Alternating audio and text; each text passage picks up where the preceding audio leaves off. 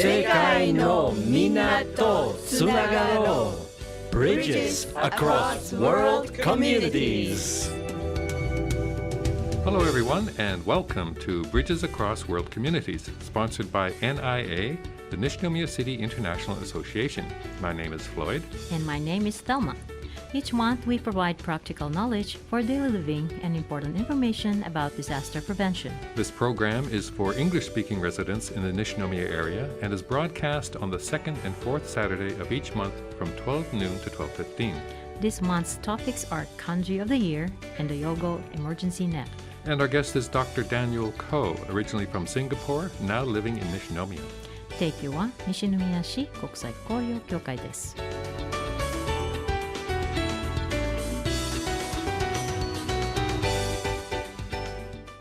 Hello, Thelma. How are you on this beautiful autumn day? Hello, Floyd. And it's my favorite time of the year, so I'm feeling quite cheerful and looking forward to beautiful fall foliage. Me too. Would you care to join me on a leisurely Momiji-gari walk sometime this month? Sure. So let's do that. So what's our topic for today, Floyd? Well, we'll be talking about the annual Kanji of the Year event. Have you heard about it? I think I have. And is that the ceremony where the head priest at Kiyomizu-dera in Kyoto that paints specially chosen kanji character on the calligraphy paper, which the size of the 2 tatami mats? Yep, that's the one. The Kanji of the Year event was first established in 1995 to celebrate the beauty and profound meaning of kanji characters. How is the kanji of the year chosen, Floyd? Well, people across Japan are surveyed and asked to propose the kanji they believe best expresses the spirit of that year. Now, the winning kanji is then revealed on December 12th, also known as Kanji Day. Wow. Well, in addition to unveiling the year's chosen kanji character, Kiyomizu-dera also hosts a dedication ceremony to pray for a bright future in the coming year. It's become such a popular event that it's considered a seasonal marker for many, signaling that the year is drawing to a close. That's right. And, what I find fascinating is how you can review the chosen kanji characters from previous years and kind of get a sense of the national spirit during those times. Yeah, which kanji was chosen last year?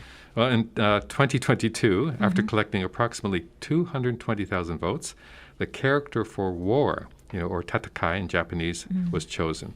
Now, it marked the second time it was selected as kanji of the year. The first time was in 2001, following the 9/11 terrorist attack in America. Well, in 2022, along with other smaller conflicts, there was Russia's invasion of Ukraine. Yes. So I can understand how that would put the concept of war at the forefront of many people's minds. Yeah, and you couple that with inflation and the weakening yen here in Japan, you have a fight or a struggle sense was something many people were experiencing in their daily lives. Also in 2022, the Beijing Winter Olympics and the FIFA World Cup were held, so the fighting spirit of tough competition was also on many people's minds. Now, it may be a little early, but looking back on 2023, which kanji character do you think captures the spirit of this year? It doesn't have to be a complex or high-level kanji either. It can be a simple one. Well, our producer Sakamoto-san had a couple of great suggestions. Well, her first was the character of Takai, which means high, signifying the soaring impact of rising prices. Oh, yes. Well, and the second suggestion was Tsune, which means normal, symbolizing the return to a normal lifestyle after the worst COVID-19. Yeah, those are very thoughtful choices. My pick for kanji of the year would be wa, which means harmony. Well, it represents the collective efforts made to foster unity during challenging times. Yeah, I like that one. Yeah, how about you, Floyd?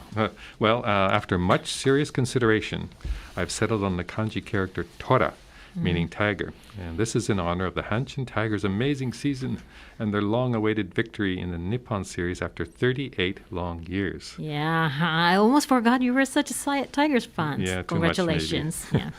Yeah. Well, if any of our listeners feel that a specific kanji character perfectly captured the spirit of 2023, we encourage you to submit your vote for Kanji of the Year. Now, voting is open nationwide from November 1st, and it's free. You can vote online via your smartphone, tablet, or PC, or send a postcard by mail. Collection boxes are also set up at major bookstores and libraries nationwide, and they provide ballots for voting. Now, the deadline for postcard submissions is December 4th. And the deadline for online submissions is December 6th. Now, for more details, please visit the Japan Kanji Aptitude Test Association website or simply search for Kanji 2023. And 100 lucky individuals will be randomly selected from the submissions to receive a bookstore gift card and other prizes. And don't forget, the large calligraphy artwork of the Kanji of the Year will be on display at Keio Mizudera until December 20th. Yeah, so if you have the chance, make the trip to Kyoto and see it in person. 7.7 Sakura FM. And we'd like to welcome today's guest, Dr. Daniel Ko from Singapore. Thank you for inviting me over. Now, you're from Singapore, but you've been living in Nishinomiya for a while now, I Yes, believe. yes, correct. I've been living in Nishinomiya for a year and a half. So before coming to Nishinomiya, I was in Singapore, and I grew and I was born and raised in Singapore, and yeah. So I always get the impression that so many people living in Singapore are from other countries. So you're an actual native, born and raised in Singapore. Yes, correct. So now your title is Dr. Daniel Ko. What is that? What's the doctorate for? Well, I did my doctorate study in business administration. So I did my research in consumer psychology, basically understanding how people make decisions based on certain price points. When you offer certain prices, and how will people react? Will people buy more or buy less? Or can I make people buy more if I just reduce by a few cents or a few percentages? So that is where my research comes in, actually. So you're kind of responsible for getting the highest price possible for our groceries. So. Well, I mean, I wouldn't go into that, but I guess more towards managing expectations between what consumers want and also what the business wants in profit, and not to not to set the price too high such that consumers are being trapped by certain choices that they have, limited number of choices. That's a good thing we're on the radio because you're quite red right now. Oh yeah. Now, I mean, I did a quick search online and I came across Co and Associates. I think this is your company. It's quite impressive website. So this is something you've set up now in Japan? Yes, I set this up a few months ago, probably about 6 months ago. And the headquarters for this company is in Osaka, primarily focusing on data science consulting. But when I speak to people will tell me that, it's a one-stop shop, because consulting is consulting, technical implementation is another.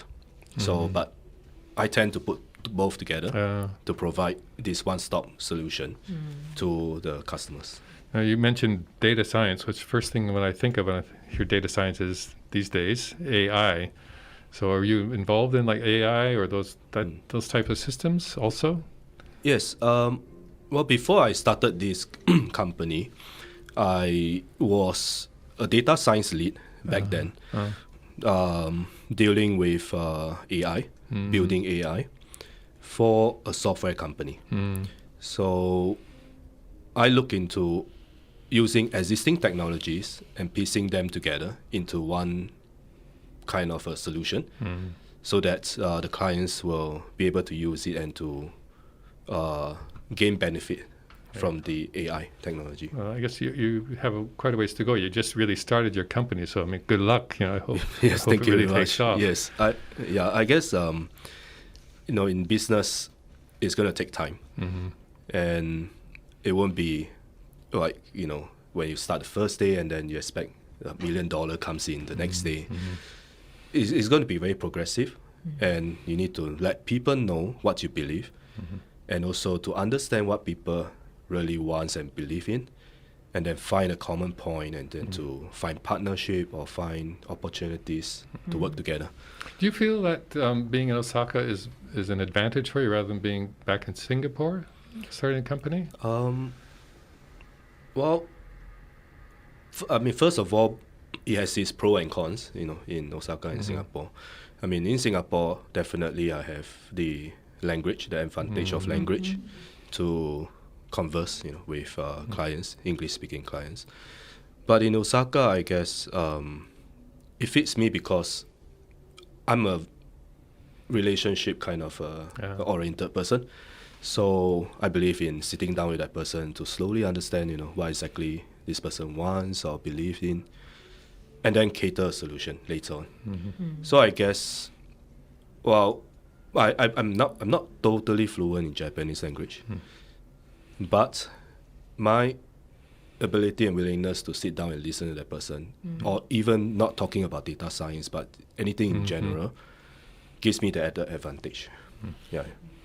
No, I mean, at a very general level, we're all hearing all this AI stuff, ChatGPT, DALL-E, Midjourney, like all these kind of AI writing kind of things, art things. Can you give like just a little overview where you think this is all going, or how we'll be using this? I guess now it's at the stage of building up the technology, where let's say, for example, ChatGPT. The technology that is supporting ChatGPT is being developed on a daily basis. On every day, people are doing research, trying to understand how to push forward, advance in this technology. And there will be more and more solutions, according to some of my friends who share with me also, that there will be more solutions that is catered for specific segments of the population. Let's say, for example, in healthcare, people or researchers could use existing technologies, to help them in developing products. Right. Products that will assist people in, let's say, in walking or in communication.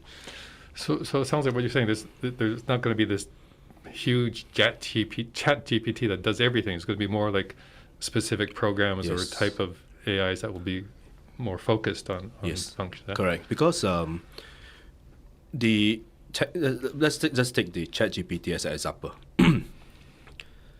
The purpose of us using ChatGPT, why we are using ChatGPT, is because we want to leverage on the language capability in trying to help us in our life. But in terms of business opportunity, in trying to sell a product, adding a AI will definitely help a lot in that sense. Yeah. I'd be really happy if I just have some kind of a Japanese-English translation. Yeah. All right, sorry, we have to cut it off. We're already out of time this month, but we'll pick this up again, do the second half of our interview for next month. So we'll have you back, Daniel. Thank you very much. 防災情報です。 The Hyogo Emergency Net, or Hyogo Bosai Net, is an internet service provided by Hyogo Prefecture that delivers disaster prevention and emergency information to smartphones in 12 languages, including English. Download the free application from your smartphone's app store by doing a search for Hyogo Bosai Net.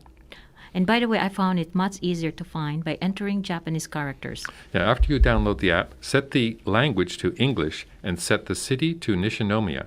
In the event of a disaster emergency, information such as evacuation advisories, dangerous weather information, and other warnings will automatically be sent to your smartphone. Plus, the information will automatically be translated and displayed in English. Now, the translation is not perfect, but it's clear enough for you to understand the important details. Be sure to subscribe to the Hyogo Emergency Net in advance to prepare for disasters. For inquiries about city office services in English, please call the Nishinomiya Multilingual Call Center at 0798-365-000. For consultation services and any other inquiries, contact NIA at 0798-328680 or send an email to nia@nishi.or.jp. Our English-speaking staff will be happy to help. Please continue to be careful and stay safe. 提供は西宮市国際交流協会でした。Have a great weekend, everyone. Bye-bye.